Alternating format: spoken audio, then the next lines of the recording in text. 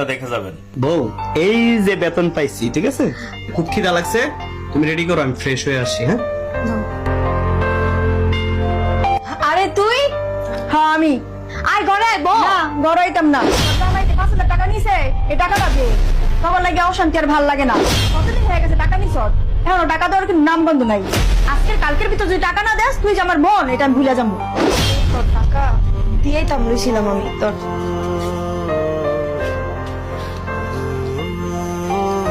কি গো, শ্রাবন্তীর কণ্ঠ শুনলাম, শ্রাবন্তী আর ছিল নাকি?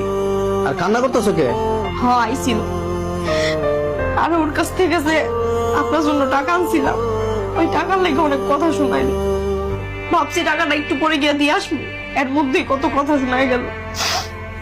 আসলে কি জানো, দুনিয়ার মধ্যে কেউ আপন নাই, ভাই বোন সবাই হলো স্বার্থ, যতক্ষণ স্বার্থ ততক্ষণই পাশে থাকে।